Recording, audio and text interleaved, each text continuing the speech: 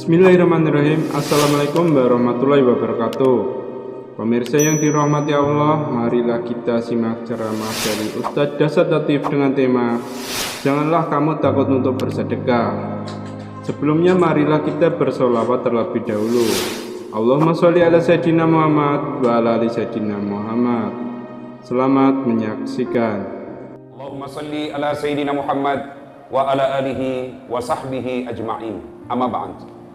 Faqad qala Allah Subhanahu wa ta'ala fi kitabil karim wa huwa asdaqul qailin. A'udzu billahi minasyaitonir rajim. Bismillahirrahmanirrahim. Ya ayyuhalladzina amanu taqullaha haqqa tuqatih wa la tamutunna illa wa antum muslimun. Wahai orang-orang yang beriman, bertakwalah kalian kepada Allah dengan sebenar-benarnya takwa, dan janganlah kamu mati kecuali dalam keadaan beragama Islam. Ayat ini tiap Jumat dibacakan khatib. Dek na sah katok baju mae ko dek na baca pakate. Tidak sah khutbah Jumat kalau khatib tidak membaca ayat ini. Jangan kamu mati kecuali dalam keadaan beragama Islam. Ayat ini seolah-olah mengingatkan kepada kita, wahai Das'ad, kau lahir dalam keadaan agama Islam, kau hitan dalam keadaan Islam, kau nikah pakai tradisi Islam, kau nikah pakai syariat Islam, tapi belum tentu kau mati dalam keadaan Islam.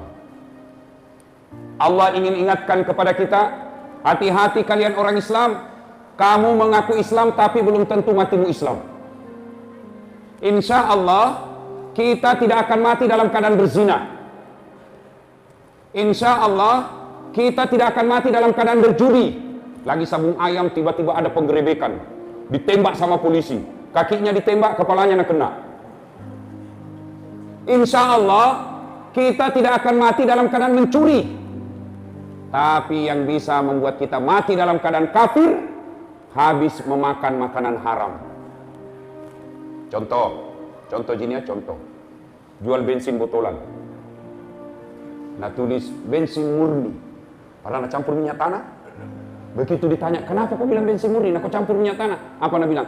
Kan istriku namanya murni. Jadi ku tulis bensin murni. Pedagang penipu. Apalagi? Contoh gini ya, contoh. Jangan marah, contoh. Ada anak sekolah, buru-buru pergi kampus, buru-buru ke sekolah.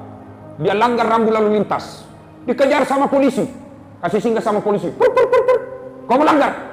Kenapa kau langgar rambu-rambu? Kau tidak lihat? Saya lihat je Pak. Kenapa kau langgar? Saya tidak lihat nih. Ini pasal 250.000 denda. Bayar kok. Nah bilang ini anak SMP deh. Tidak ada uangku Pak. Ini 50.000 ji. Coba buka dompetmu. 50 ji Pak. Sini 40. Ambil mako 10.000. Pak Cetom, polisi ambil anak sekolah. Masa ada begitu toh? Biasa ada begitu. Sudah, dia pergi makan coto. Makan coto lah dari uang itu tadi yang rahasia di jalan. Pas keluar makan coto, disambar, kena sempoyongan. Kenapa? Dia makan coto 248. 2 mangkok coto 48 ketupat. Kenapa? Ketupatnya gratis. Pas tabrak motor, mati. Mati kafir ini orang. Kenapa? Ada barang haram dalam perutnya. Siapa lagi? Contoh gini ya, contoh gini. Jangan marah, contoh. Anak muda, anak gaul, beli lempox. Pernah saya baca di koran. Ada juga saya beredar di medsos. Di Berau. Didapat itu anak sekolah sama pox. Lempox. Nah campur lentikus. La ilaha illallah. Dongo nutu. Kenapa lem-Korea? Sedikit lagi dah campur lem Korea. Campur mako lem Korea dan tidak bisa membuka bibirmu. Habis minum ballo, vodka, whisky, Jennifer, Donald, topi miring, lempox, mabok. Ngambil motornya. Bayangkan mabuk setengah naik motor. Dia listrik nak kira aspal. Pak, mati. Mati kafir kau cilaka. Ada khamar dalam perutnya. Siapa lagi? Pedagang. Ada pedagang di sini. Penjual kain atau penjual ikan. Asli jinnya nunggu. Wah, asli. Berapa harganya? 100.000. Deh, kurang-kurangi. Itu lagi 100.000 aku kasih kau modal karena sama-sama kayak orang Bugis. Padahal sudah ada untungnya 30.000, dia bilang modal. Begitu dia bilang modal, pada sudah ada untung, 30.000-nya atar riba, menipu pembeli. Haram. Maka hati-hati kita yang suka makan barang haram. Itulah sebabnya Allah selalu ingatkan kita, wala tamutunna, dan jangan kamu mati illa kecuali wa antum muslimun, dalam keadaan beragama Islam. Wa qala idzan, Allah kemudian berfirman, bismillahirrahmanirrahim, ya ayyuhalladzina amanu dukhulu fis-silmi kaffatan wa la tattabi'u khutuwatis syaitan innahu lakum adu mubin. Wahai orang-orang yang beriman, masuklah engkau ke dalam Islam secara sempurna. Jangan Islam pencitraan, jangan Islam karena mau pilih caleg. Hati-hati, banyak sekarang caleg penampilan langsung kala-kala ustaz. Songkoknya rapi, pakai gamis, pakai serban, pegang tasbih, pasang foto, kalah penampilan ustaz. Begitu disuruh mengaji tidak nak tahu. Ini Islam pencitraan. Kata Allah, jangan kau Islam seperti itu. Wala tattabi'u khutuwatis syaitan. Dan janganlah engkau ikuti langkah-langkah setan, karena sesungguhnya setan itu musuh yang nyata bagi kalian. Ibu bapak, saya tanya ibu-ibu, ini yang di belakang ibu-ibu, kira-kira di masjid ini ada setan apa enggak nih? Ada setan apa tidak, ibu? Bapak-bapak, ada setan? Ada. Setannya bukan pocong, bukan uka-uka, bukan popo, bukan parakan. Tapi apa setan yang ada di tengah-tengah kita? Bentuknya handphone. Apa ibu? Apa? Handphone. Oh, Ustaz sudah menceramah, masuk bang Gisi. Setan itu HP-mu, bos. Simpan dulu itu HP, simpan dulu. Kita dengar ceramah dulu. Simpan dulu. Selama kau pegang dan kau lihat terus, tiba-tiba masuk WhatsApp, balas lagi. Tidak dengar ceramah. Ada yang lebih parah, saya lagi ceramah, tiba-tiba ada ibu-ibu balik ke belakang. Kenapa ibu nak balik ke ini? Ambil HP-nya. Selfie. Baru nak tulis latar belakang das atlatif. Saya nak jadikan background. Ibu-ibu kajili-jili.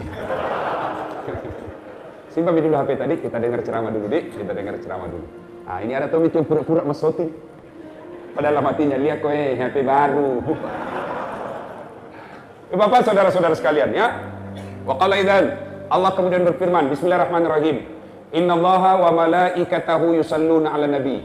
Ya ayyuhalladzina amanu sallu 'alaihi wa sallimu taslima. Sesungguhnya Allah dan para malaikatnya bersalawat kepada Rasulullah Muhammad sallallahu alaihi wasallam, maka wahai orang-orang yang beriman, bersalawatlah kalian kepada Rasulullah dengan sebaik-baik salawat. Sadaqallahul adzim, maha benar Allah dengan segala firman-Nya. Sallallahu ala Muhammad, sallallahu alaihi wasallam, sallallahu ala Muhammad, sallallahu alaihi wasallam. Saya biasa kalau salawat kayak begini di Sulawesi, jamaah semua ikut. Di sini nak lihat-lihat Kak. Asal ngikap wakilona ini. Ayo, sallallahu alaihi wasallam, sallallahu ala Muhammad, sallallahu alaihi wasallam. Jangan malas salawat. Kita biasa salawat. Saya salam. Lah. Pada ceng capo. Sallallahu ala Muhammad, wasallam, sallallahu ala Muhammad, sallallahu alaihi wasallam. Ibu bapak, saudara-saudara sekalian yang insya Allah dimuliakan dan dirahmati oleh Allah Subhanahu wa taala. Suatu ketika di Madinah sangat panas. Begitu panasnya, tidak ada orang yang keluar dari rumahnya. Cokong asing, sembunyi semua di rumah. Kenapa? Takut dengan sengatan matahari. Dalam keadaan panas itu, tiba-tiba keluar rumah seorang manusia, berlari-lari kecil, lari dia. Kenapa? Takut kena matahari. Menuju ke masjid. Siapa dia? Tak lain adalah Abu Bakar Siddiq. Datang ke masjid. Selang beberapa saat, keluar rumah lagi seorang manusia, juga berlari-lari kecil. Kenapa? Dia takut sengatan matahari, maka dia lari supaya tidak lama kena matahari. Lari kemana? Juga ke masjid. Tak lain adalah Umar bin Khattab. Sampai di masjid, Umar berkata, Assalamualaikum warahmatullahi wabarakatuh ya Abu Bakar. Abu Bakar menjawab, Waalaikumsalam warahmatullahi wabarakatuh ya Umar. Umar bertanya, Abu Bakar, siang-siang begini tidak biasanya kau di masjid. Kenapa kau ada di masjid ini? Abu Bakar berkata, saya lapar di rumah, saya panas di rumah, maka saya datang di masjid. Daripada saya cuma lapar dan panas di rumah, mending saya datang di masjid, lapar, panas, dapat pahala. Begitu? Ya. Lalu Abu Bakar balik bertanya, kau juga Umar? Kenapa kau ada di masjid? Tidak biasanya siang-siang begini kau di masjid. Ada apa gerangan? Umar menjawab, sama dong. Saya juga panas, Kak. Malu foto, Kak? Maka saya datang di sini. Akhirnya dua manusia pilihan ini, Abu Bakar Siddiq, Umar bin Khattab, melanjutkan zikirnya di masjid. Selang beberapa saat, keluar rumah seorang manusia. Tidak lari, dia jalan santai saja. Kemana beliau jalan, di situ ada awan melindunginya. Beliau ke kanan, awan juga ke kanan. Beliau ke kiri, awan juga ke kiri. Tidak pernah disentuh matahari secara langsung. Kenapa? Allah melindunginya dari sengatan matahari melalui awan. Dia tak lain adalah Muhammad sallallahu alaihi wasallam. Nah, sampai Nabi di masjid. Assalamualaikum warahmatullahi wabarakatuh. Wahai saudaraku, ini salamnya orang Islam. Salam yang sempurna. Ikhlas, sempurnakan ucapannya. Biasanya kita orang Islam, salamnya tidak ikhlas, tidak sempurna. Apa Jina bilang? Assalamualaikum, salam. Kalau kita terima telepon, salam. Magako, yuk, salam. Apa itu, bos? Perjelas. Assalamualaikum warahmatullahi wabarakatuh. Itu salam yang betul. Biasanya kita, ada malah mahasiswaku bilang saja, Ustaz, assalamualaikum. Apa gitu assalamualaikum? Assalamualaikum. Nah, kayak tong SMS. Ada juga yang lebih parah, Nabi bilang saja aswabar. Apalagi itu aswabar? Assalamualaikum warahmatullahi wabarakatuh. Jangan, sempurnakan salam kita. Assalamualaikum, semoga keselamatan bagimu. Warahmatullahi, rahmat Allah menyertaimu. Wabarakatuh, berkah Allah meliputimu. 3 doa di dalamnya. Yang makin ganti-ganti. Selamat siang, selamat malam. Malah yang bingung antara siang dan malam. Akhirnya apa Nabi bilang? Selamat siang menjelang malam. Apa itu? Bikin bingung. Bapak tahu enggak itu artinya kalau saya bilang selamat siang?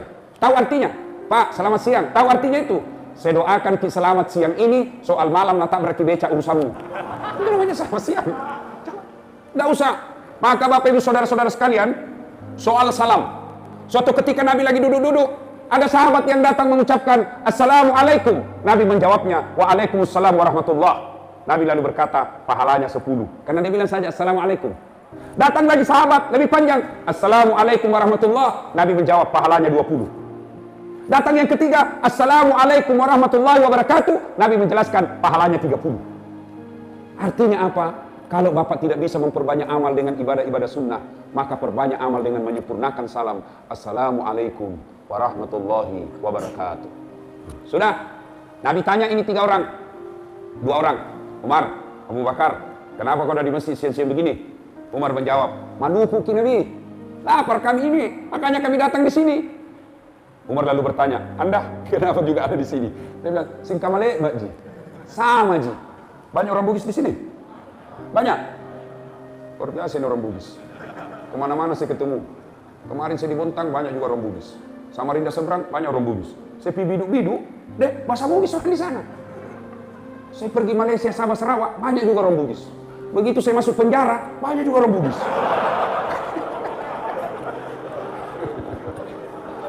Bapak saudara-saudara sekalian. Nah, sudah. Ini orang Bugis jago ini, Pak. Tidak mau dikalah sama Udin. Pernah dengar Udin sedunia? Pernah? Udin sedunia. Orang Bugis punya ambok sedunia. Ambok yang banyak rezekinya namanya ambok dande. Ambok yang beruntun terus kalau berbisnis, ambok upe. Ambok yang banyak di bengkel, ambok tang. Ambok yang tidak pernah lolos, ambok saka. Ambok yang banyak di toko perhiasan, ambok intang. Ambok yang suka naik tamannya, ambok ente. Bapak saudara-saudara sekalian. Ditanya Nabi sama Umar, ya Rasulullah, Anda juga siang-siang begini kok ada di masjid, ada apa? Nabi menjawab, sama Jaki, saya juga lapar dan panas, makanya saya datang ke sini. Akhirnya mereka melanjutkan ibadah. Selang beberapa saat, Umar punya usul. Ya Rasulullah, bagaimana kalau kita ke rumahnya Abu Ayyub? Abu Ayyub Al-Ansari. Abu Ayyub ini, ketika Nabi hijrah dari Mekah ke Madinah, Abu Ayyub lah orang pertama yang menyambut Nabi dengan rumah yang bagus, ditawari rumah. Abu Ayyub Al-Ansari juga inilah yang menyeberang ke Turki sekarang. Dulu namanya Istanbul, Konstantinopel. Sekarang namanya Istanbul, dulu namanya Konstantinopel.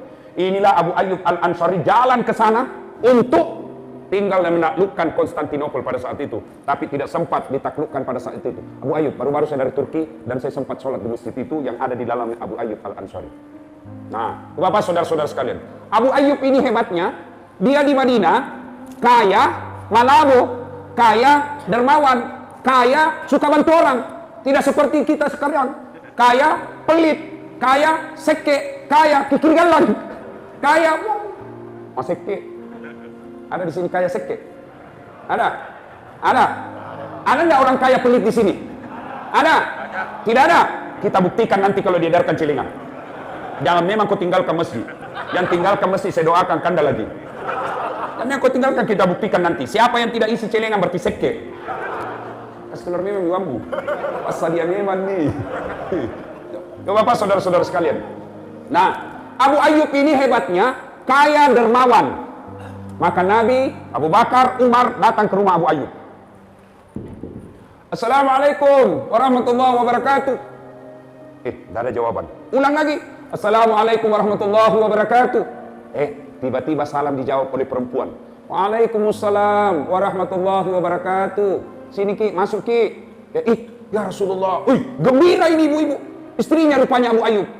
Lalu istrinya Abu Ayyub berkata, ya Rasulullah, tamaki mai. Masuk Ki. Nabi bertanya, mana suamimu? Oh, baru saja dia keluar, tapi sebentar lagi akan datang. Tamani, masuk Ki, sambil menunggu sini. Nabi bersabda, tidak boleh kami masuk ke rumahmu tanpa izin suamimu. Saya ulang, tidak boleh kami masuk ke rumahmu tanpa izin suamimu. Padahal ini Nabi, manusia pilihan, tidak mau masuk ke dalam rumah karena tanpa izin suami yang punya rumah. Ini yang banyak dilanggar perempuan sekarang. Begitu pergi suaminya langsung nak telepon tamang SMA-nya dulu. Datang mako. Pergi nih, cepat kok. 20 menit selesai nih. Coba, Bu. Halo Ibu. Bu, dengar baik-baik Bu.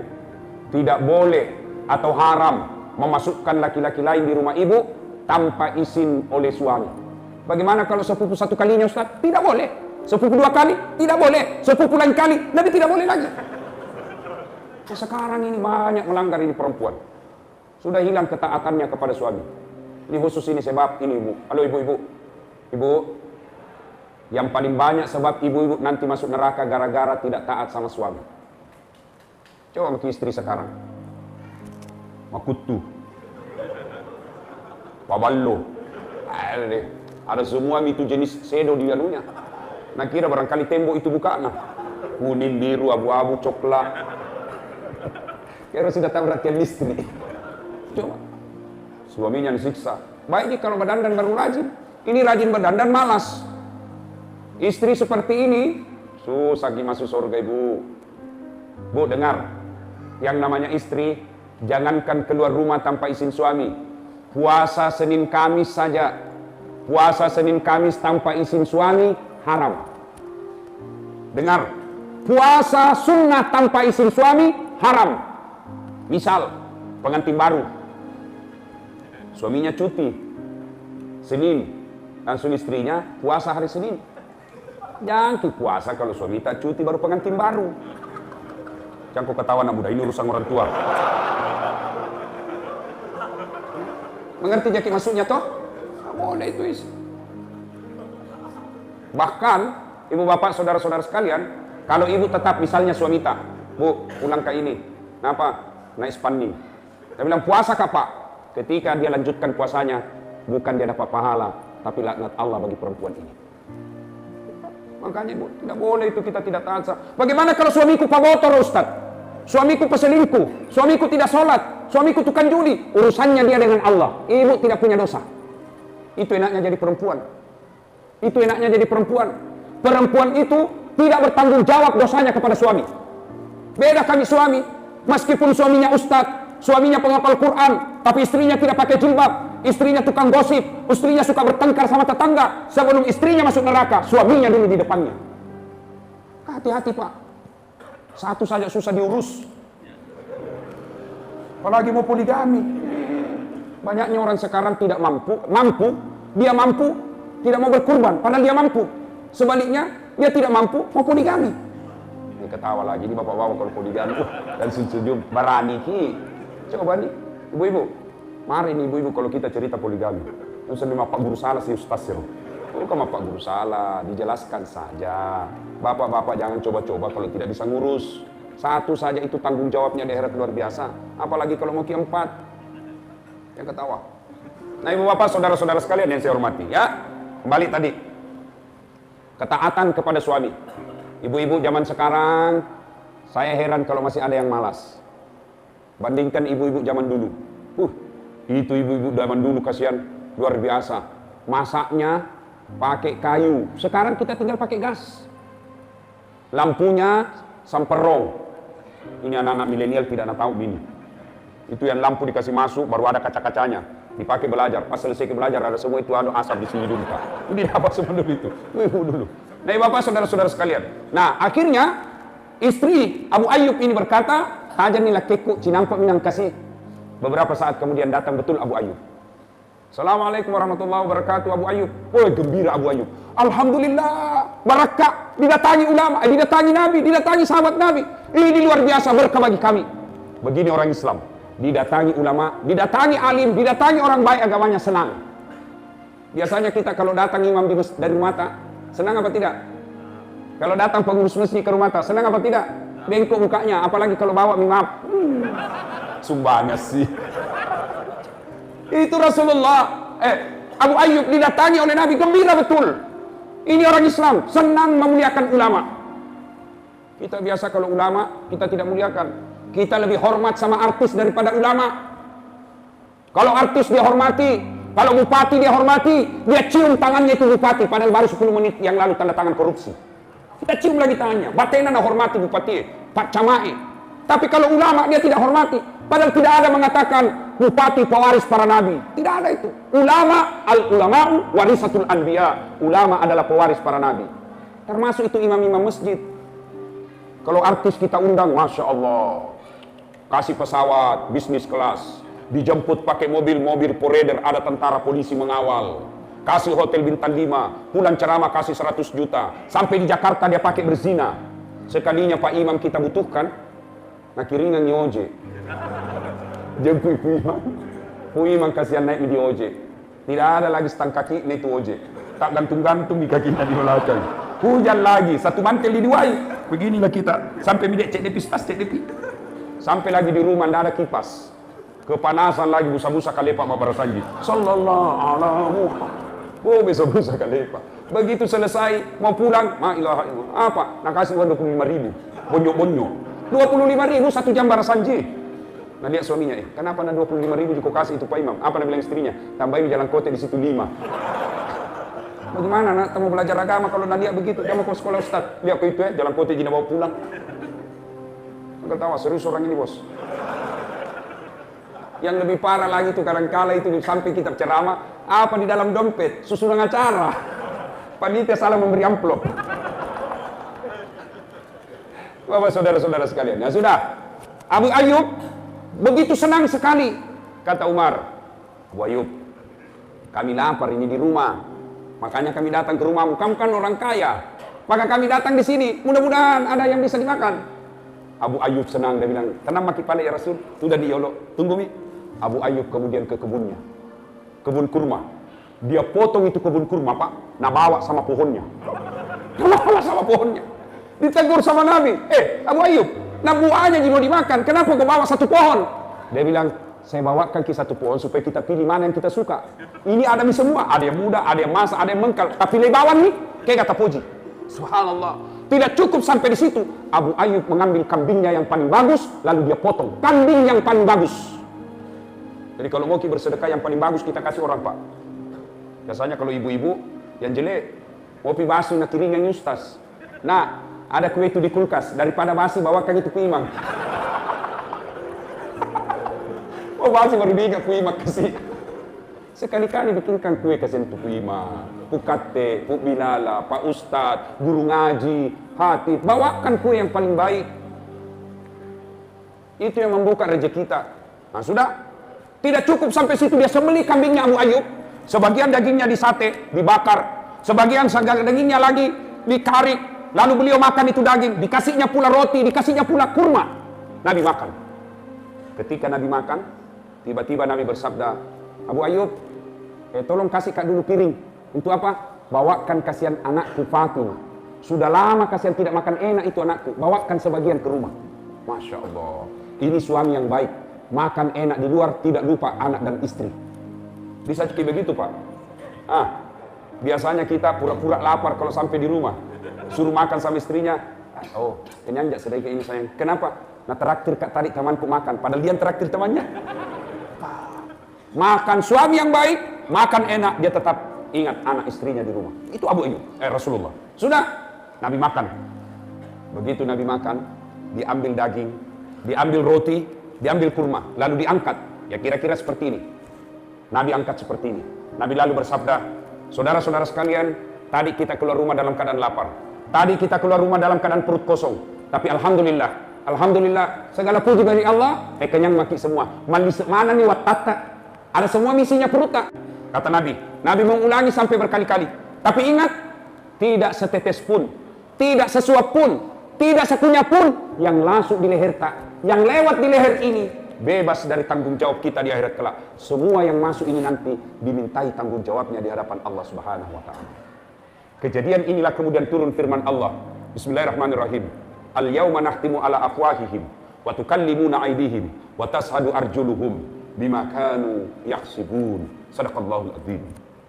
Di akhirat kelak, pada hari akhirat kelak, tangan mereka, kaki mereka, kulit-kulit mereka menjadi saksi atas betapa atas nikmat yang Allah berikan kepada mereka. Nah, ibu bapak, saudara-saudara sekalian yang saya hormati, apa hikmah dari kisah ini? Apa pelajaran yang bisa diambil dari kisah ini? Pertama, ternyata dalam rumah tangga tidak ada satupun yang tidak ada masalahnya. Nabi manusia pilihan, doanya pasti dikabulkan Allah. Doa apapun beliau minta pasti dikasih Allah. Tapi ternyata dalam rumah tangga beliau pun sering mengalami kelaparan. Nabi itu lapar juga. Apalagi kita, dalam rumah tangga pasti ada masalah. Contoh, sebelum menikah, setelah menikah, apa masalah kita? Mau punya rumah. Sudah punya rumah, selesai masalahnya? Belum. Bayar cicilannya. Tuh. Sudah lunas, selesai masalahnya? Tidak, jelek lagi dilihat rumah tak, mau lagi diganti. Dalam rumah tangga tidak ada orang yang tidak ada masalahnya. Contoh lagi, istri. Pak, istri cantik. Kita kira bukan masalah. Istri cantik, nagoda orang Pak, masalah. Berarti bagus kalau jelek istri Ustaz. Jelek istri, nahina orang, masalah. Kita lagi yang malu jalan sama dia, dulu sama kok. Pak Masiri, majai tapala. Istri cantik, masalah. Istri jelek, masalah. Berarti bagus kalau tidak ada istri. Lebih masalah lagi. Iya toh? Ada istri masalah, tidak ada istri masalah. Tidak ada orang tidak ada masalahnya. Ya. Nah, bedanya Nabi ketika ada masalahnya, beliau datang ke masjid. Coba Umar, Abu Bakar lapar di rumahnya, kepanasan di rumahnya. Kemana? Datang ke masjid. Berarti kalau ada masalah dalam rumah tangga, datang ke masjid mengadu kepada Allah. Tapi kita ada masalah ke masjid, bukan. Ada masalah doa, bukan. Ada masalah sholat, bukan. Ada masalah apa? Ambil handphone, update status, langsung update. Nah, jelekkan suaminya. Tak kusangka kau begitu. Begitu romantis waktu kau pacari kah. Setelah ada anakmu kasarmu minta ampun. Nah, itu begitu kita sekarang. Ditelepon suaminya tidak ada jawaban. Telepon 2 hari tidak ada jawaban. Langsung update status. Di mana di kau? Update status lagi. Kesepian banget. Langsung dia bilang, kawannya melihat statusnya, boleh juga tuh diganti. Coba. Tidak ada itu kita berdoa di status. Kita ada masalah selalu berdoa. Tapi di mana? Status. Pergi suaminya cari nafkah, update status lagi. Semoga Allah melindungi suamiku. Siapa ajar kita berdoa di status? Sibuk nih tuh Tuhan mau baca status tak? Tidak ada itu berdoa. Lalu berdoa kemana? Paling baik ada masalah, datang ke masjid, rumahnya Allah, minta pertolongan kepada Allah. Di masjid adalah tempat paling mustajab kita berdoa. Datang lagi ke masjid. Dan itu masjid terbuka 24 jam. Tidak tahu kalau ini. Ada juga itu masjid dikunci. Kenapa? Karena banyak pencuri. Biar celengan masjid nak curi juga. Lah cilaka. Tak buat apa kutu. Bapak saudara-saudara sekalian. Hikmah pertama, tidak ada orang yang tidak ada masalahnya. Dan ketika ada masalah, datang ke masjid. Alhamdulillah ini masjid Pak selalu ramai. Alhamdulillah. Apalagi kalau subuh. Penuh ini masjid Pak. Sampai di luar. Tidak ada di dalam. Kenapa orang malas sebenarnya pergi ke masjid Pak? Apa sebabnya? Satu, sebab orang malas ke masjid karena dia tidak lihat pahalanya. Coba kalau dilihat pahalanya, diumumkan sama panitia masjid. Siapa yang datang berjamaah dikasih pulsa 200.000. Sholat subuh jam 5 Pak, setengah 4 sudah penuh masjid. Karena lihat pahalanya. Karena tidak dilihat pahalanya, maka masjid sepi dari jamaah.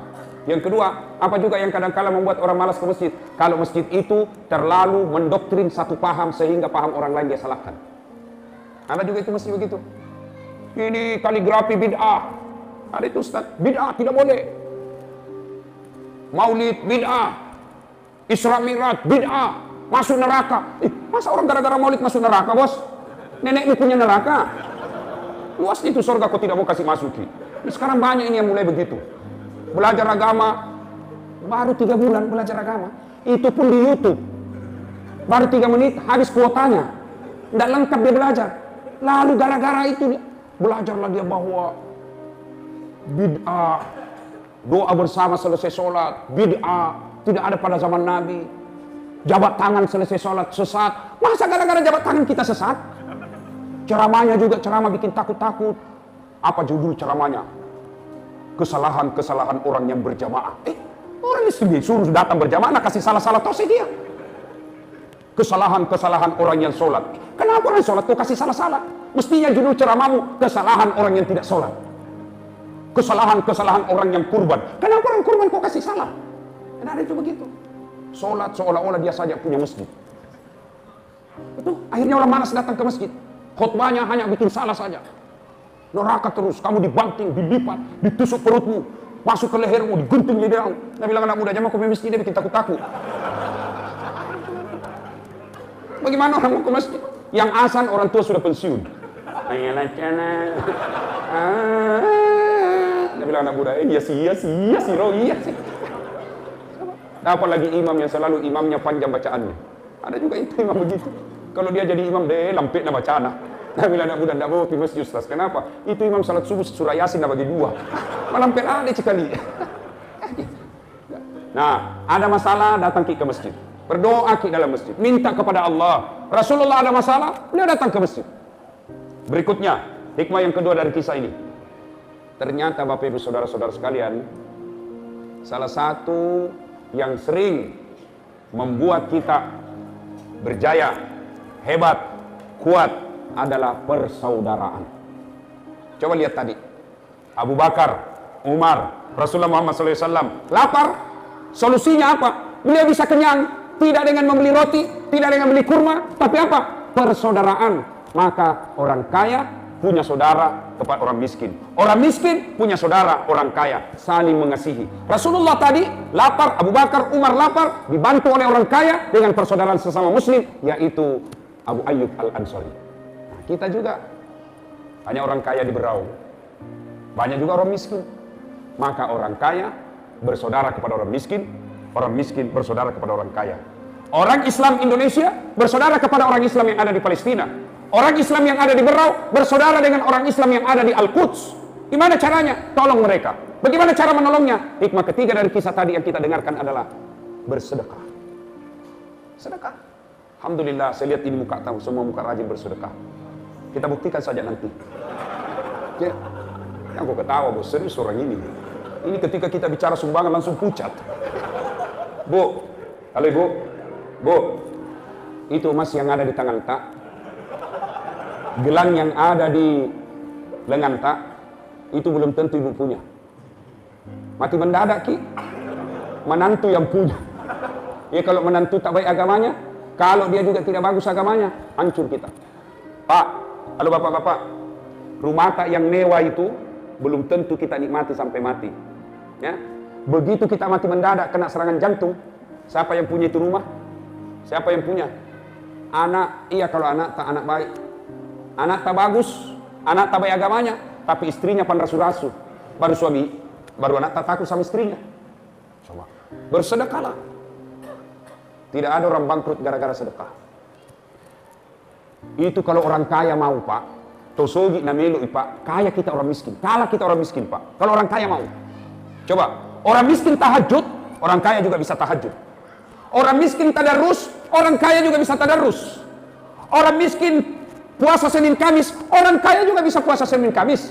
Orang miskin datang berjamaah, orang kaya juga bisa datang berjamaah. Tapi begitu orang kaya bangun masjid, diam-diam maki kita. Gak ada uang tak. Orang kaya bersedekah, kita diam-diam, gak ada uang. Maka orang kaya yang pemurah diriwayatkan kelak nomor 1 masuk surga. Ini ada kisah dalam kitab Tanbihul Ghafilin. Di depan pintu surga ada 4 manusia yang masing-masing mau masuk ke dalam surga nomor 1. 4 manusia. Siapa mereka? 1, orang kaya yang pemurah. 2, haji yang mabrur. 3, orang mati syahid. 4, ustadz, ulama. Bertengkar mereka dalam pintu surga, di depan pintu. Dia bilang orang kaya, saya dulu. Begitu orang kaya mau masuk, dia bilang ini orang yang mati syahid, saya dulu. Bertengkar, akhirnya Allah, hei Jibril, kau turun periksa itu orang. Kenapa dia mau masing-masing nomor 1 kau masuk ke dalam surga? Turun Jibril, perintah periksa satu-satu. Tersangka pertama, maju. Kenapa kau mau masuk ke dalam surga nomor 1? Jibril, saya dulu mati syahid, membela agama Allah di Palestina. Katanya orang yang mati syahid nomor 1 masuk surga. Katanya, ditanya sama Jibril, siapa kasih tahu kok? Ustaz. Nggak boleh kau lumbai ustazmu, mundur kok.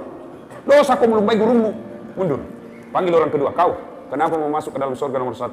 Jibril, saya dulu haji mabrur, bukan haji kajili-jili. Mana itu haji kajili-jili? Haji Pak Domeng. Mana itu haji lomba domen nomor 1? Malam pengantin diumumkan, juara domi malam ini hadiah 17 inci televisi. Pemenangnya adalah Haji Baco pasangan Haji Beddu. Haji lomba Pak Domeng. Itu haji kajili-jili itu. Ini haji mabrur. Katanya haji mabrur nomor 1 masuk surga. Katanya. Siapa kasih tahu kok? Ustadz. Nah, mundur kok. Nggak boleh kelumbai ustazmu. Panggil orang ketiga. Kamu, kenapa mau masuk ke dalam surga nomor 1? Jibril, saya dulu kaya kak. Alhamdulillah kekayaanku, saya bantu orang miskin. Katanya orang kaya yang pemurah nomor 1 bedek masuk surga. Katanya, saya juga tidak tahu. Nah bilang Jibril, siapa kasih tahu kok? Nah bilang Ustadz. Sama, mundur kok. Nggak boleh kelumbai ustazmu. Mundur. Tanya orang keempat, kamu kenapa mau masuk ke dalam surga nomor 1? Dia bilang, iya, saya itu tadi ustaznya cerita ini tadi. Saya lah Ustaz Dasat. Oh, kau Dasat? Oh iya. Tapi balik masuk aku. Sudah saya. Tinggal beberapa langkah sampai masuk surga, tiba-tiba astagfirullah. Kenapa lagi kau istighfar? Jibril, betul saya dakwai mereka. Betul saya nasihati mereka. Betul saya kasih tahu mereka. Tapi saya jadi ustadz karena ada orang kaya kasih saya uang beli buku. Saya jadi ustadz karena ada orang kaya bangun masjid tempat saya dakwah. Saya jadi ustadz karena ada orang kaya bangun sekolah tempat saya nuntut ilmu. Saya jadi ustadz karena jasa-jasanya ini orang kaya. Saya malu dahuluin orang kaya. Biarlah orang kaya yang pemurah dulu masuk ke dalam surga. Akhirnya disepakati di akhirat, orang kaya yang pemurah nomor 1 masuk ke dalam surga.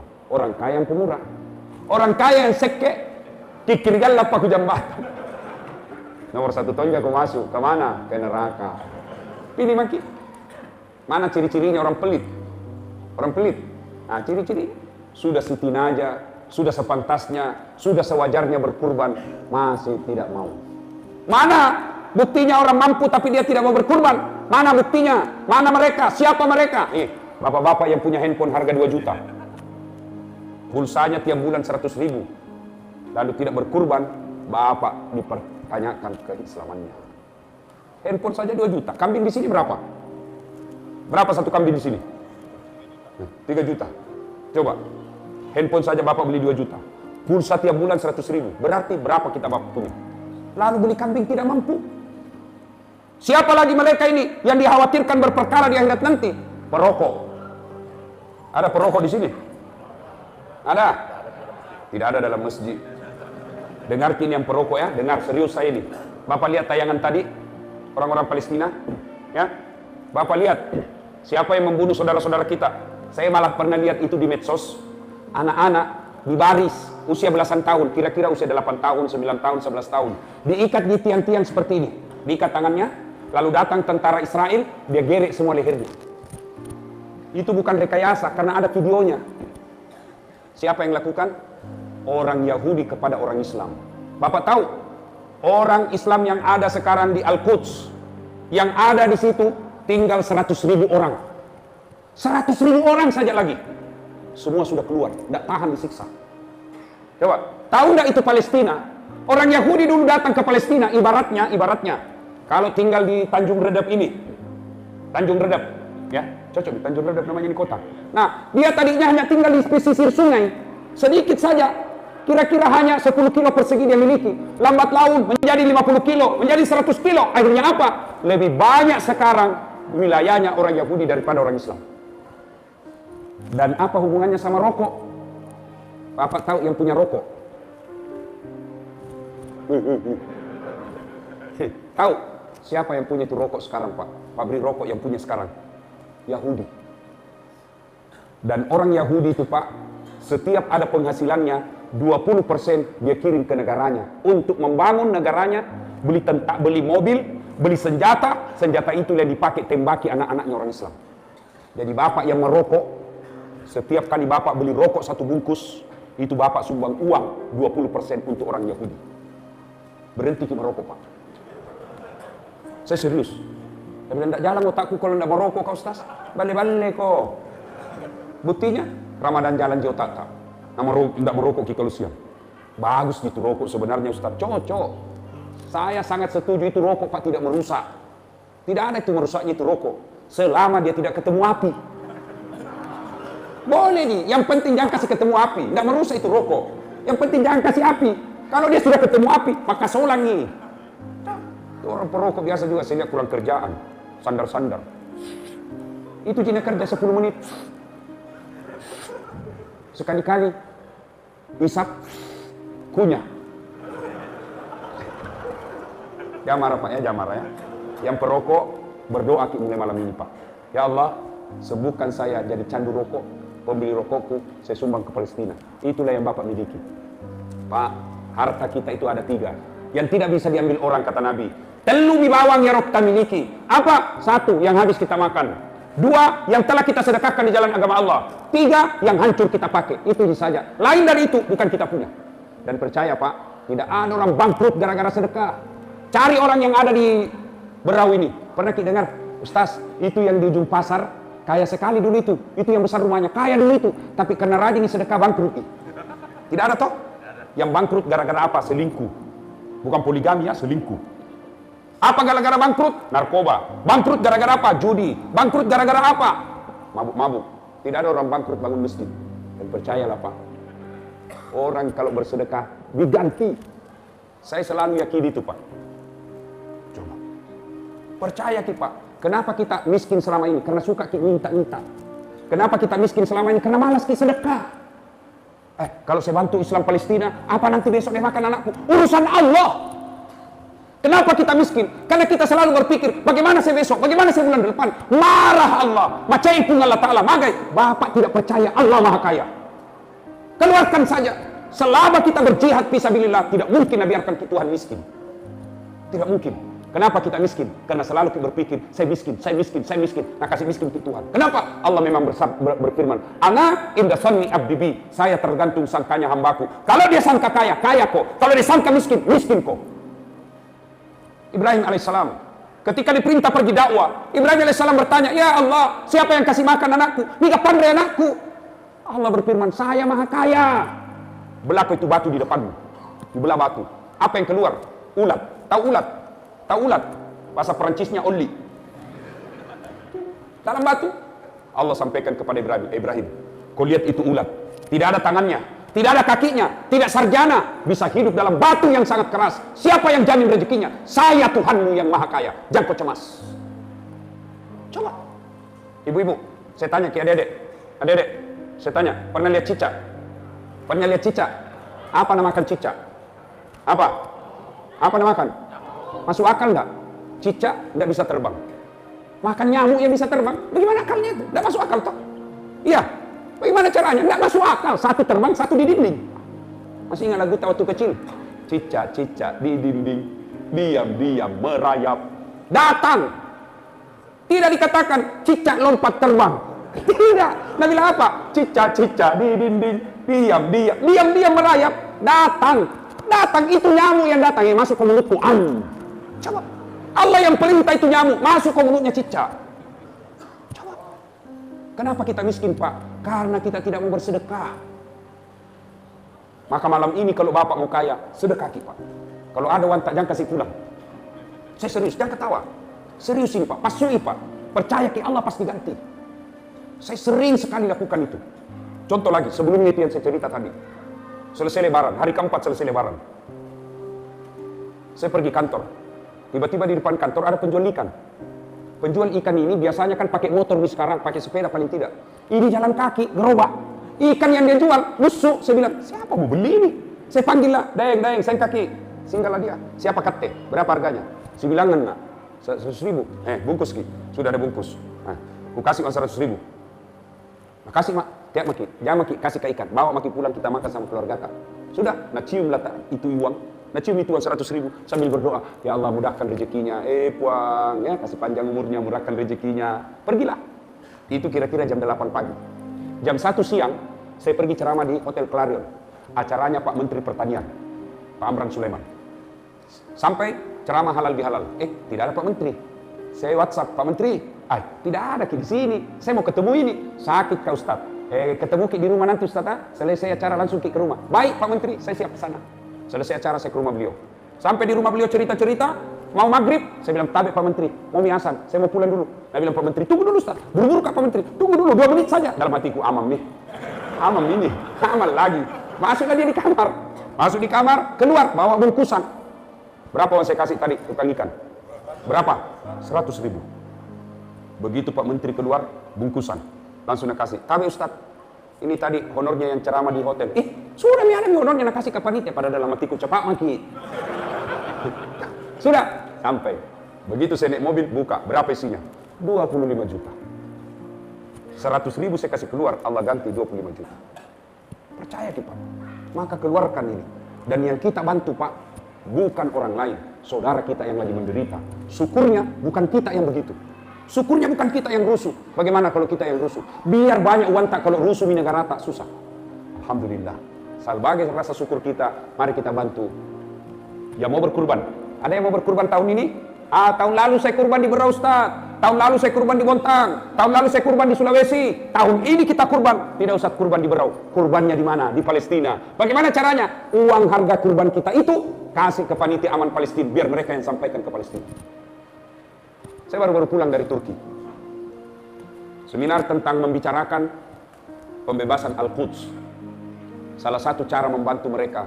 Mereka butuh bantuan kita. Selain doa, juga mereka butuhkan uluran tangan. Adik-adik mau 50.000, 100.000, itu sudah bantuan. Dan Allah pasti ganti. Percaya, tidak ada